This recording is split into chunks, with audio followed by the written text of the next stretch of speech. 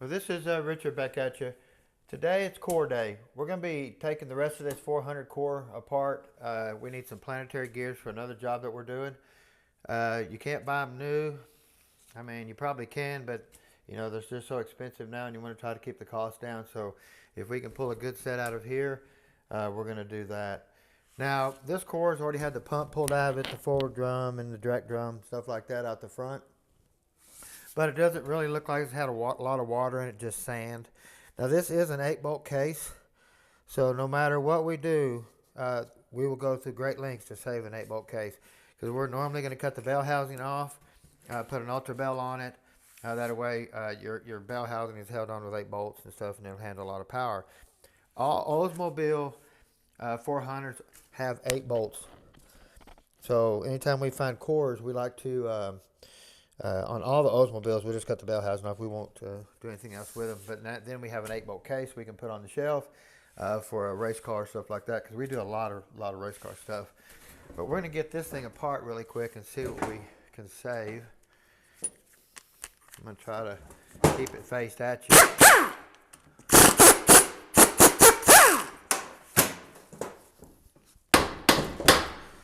Now this is a bolt-on yoke style. The yoke doesn't slide in and out. You can see they cut the drive shaft out of it. Just left the U-joint stuff on it. Move this power glide case out of the way real quick. Give me a little bit of room so I can spin it. Of course, we have a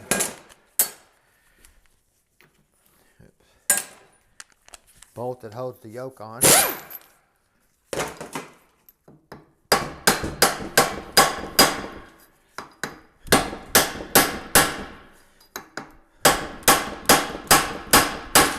Been on there a while. Sorry it's a little loud, but we're going to get it off.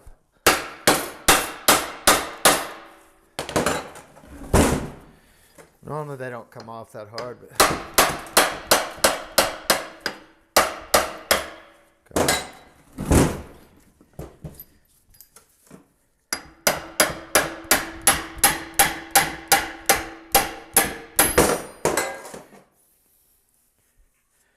Got a little bit of rust on the end of it here, probably making it not want to come through the bushing. We're not going to be using the yoke anyway.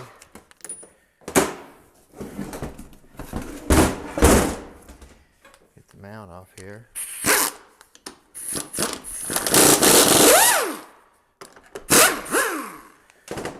Mount looks a little destroyed.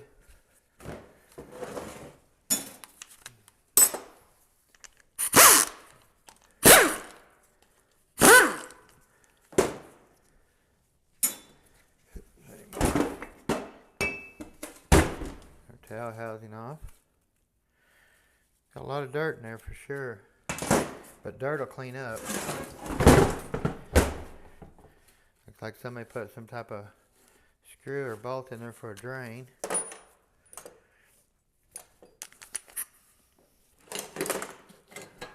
did I do with my socket? Could have swore I went and got it. Uh-oh, we lost our 13.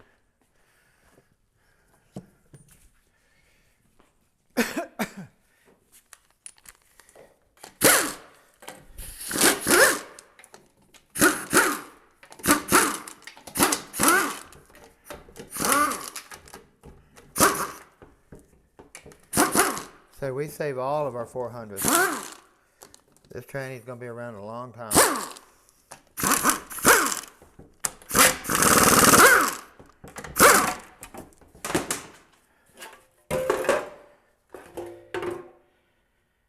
I'd say that's got a little nasty in there. Just because it's nasty in there, don't mean we have bad parts. You do see a little bit of water, but it's not like it's been just floating in water. We save all of our pan bolts, wash them, put them up.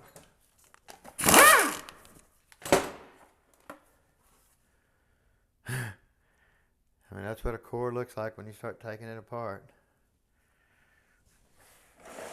See, it's plugged up.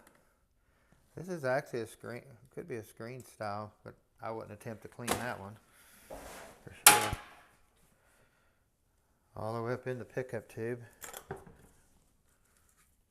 Plastic, they do make metal ones.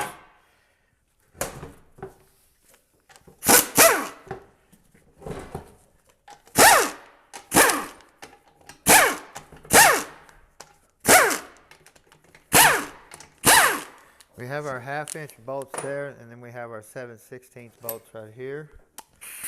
You got to be gentle with these three here, torquing them back, because it's real easy to pull the thread out of the case.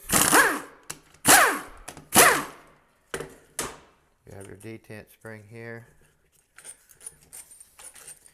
Now your your overhaul kit will come with 3 gaskets.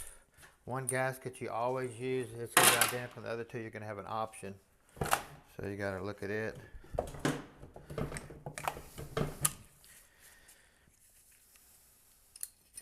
Didn't get a lot of water in the valve body. I mean, it's got dirt, but this valve body can still be cleaned up and be used. It's got some type of shift kit plate there. Now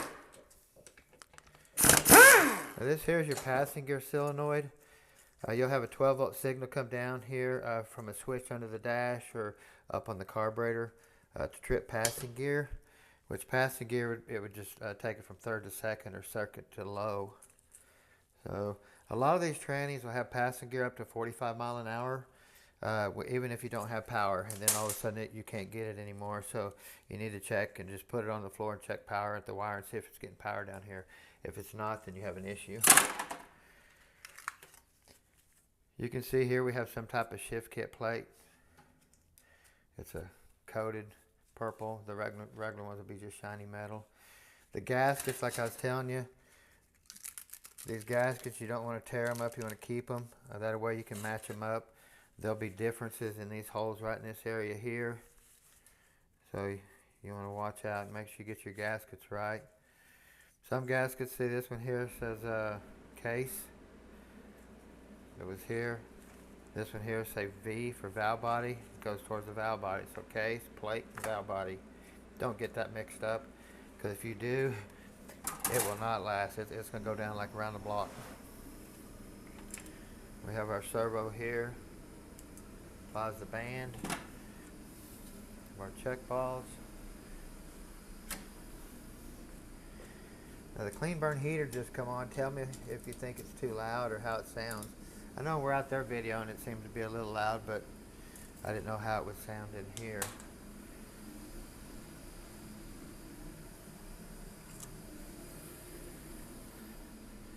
Now we have our case bolt.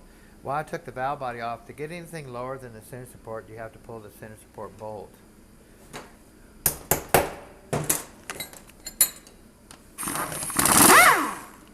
Right there. If not, you can't get the support out to get to the planets. So anytime you pull that bolt out, you always want a flat file around here. A lot of our trans brake valve bodies don't have gaskets, so we flat file all of this. But anytime you put a socket in there and you move it around, you flare the edge a little bit, you nick it. So you always want to flat file that down right there. Looks like somebody put a piece of wire in here. They already lost the nail. They put a piece of wire in there and bent it up here and bent it up here. Remember me talking about losing that nail, and then your shifter is all messed up.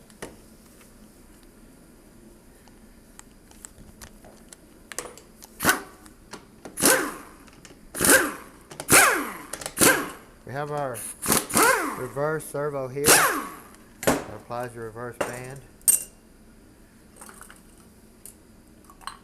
Accumulator here. Check this keeper, make sure it's not cracked. This pin don't wobble in the bore and stuff like that.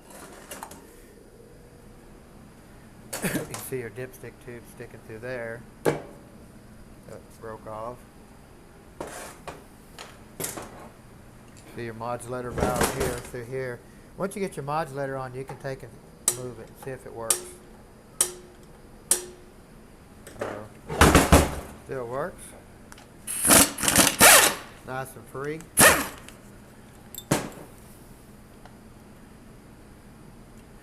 Have your modulator, your O-ring. Make sure you get this keeper onto the right direction. It'll go 2 ways, so you gotta be careful. It's got little fingers on it. You can see it sits in there just like that. So you want to make sure you get that right. And you have your modulator valve.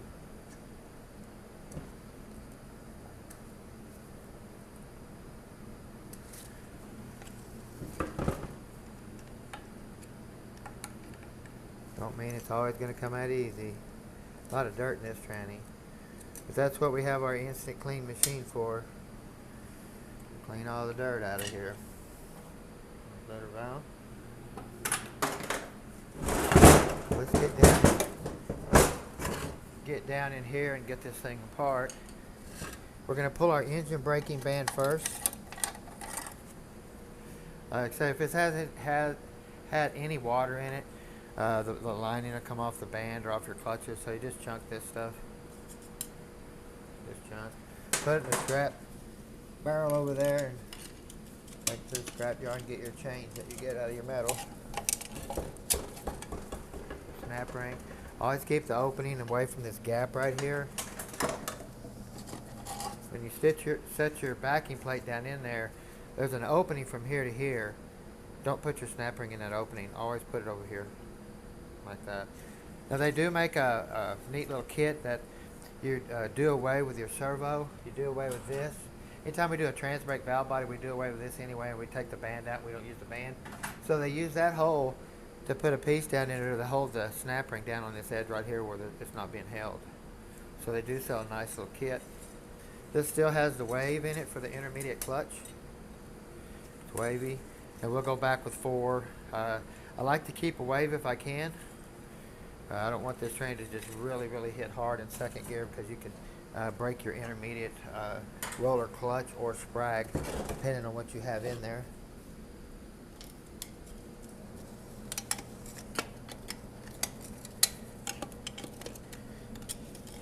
A friend of mine just got a hold of us, or we didn't get a hold of us. We run into him, and he's retiring too, so he shut down his wrecking yard and his wrecker service. And he called and told me he's got hundreds of early model cores, so we're going to be going down there to see what he's got, so we can bring all them cores home. Because that's where it's going to be at. Cores, Power Glide pumps, you know, $500–600 for a Power Glide pump. I mean, it's ridiculous.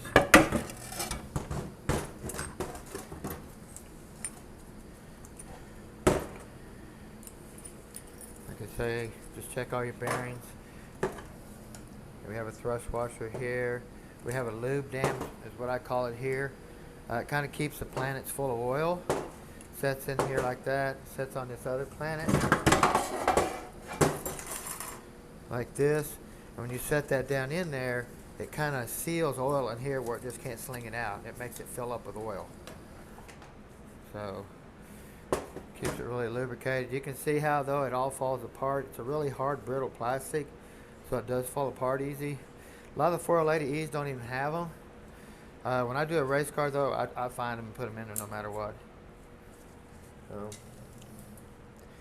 we have our front planet.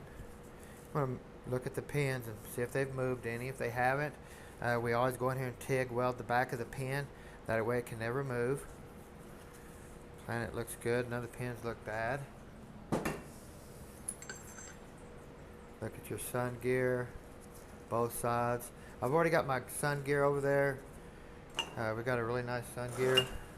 But we're going to be looking at this planet here.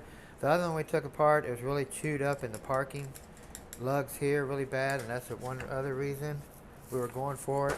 And then plus, I believe we had one pin that was purple in the planet too. So.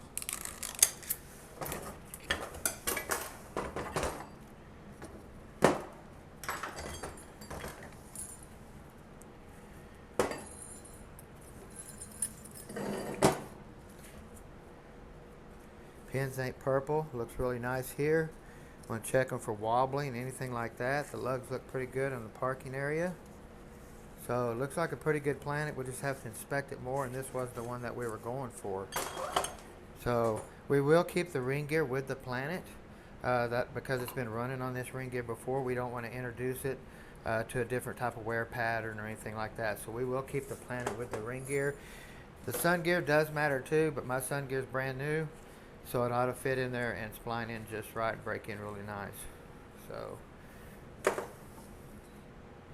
we have our little snap ring that sets down in the case. They make two thicknesses of this center support. If you have a thick one, it does not take the snap ring. If it has a thin, it takes the snap ring. They will retro either direction. Just make sure you use the snap ring with the thin. Of course, our reverse band is cooked too.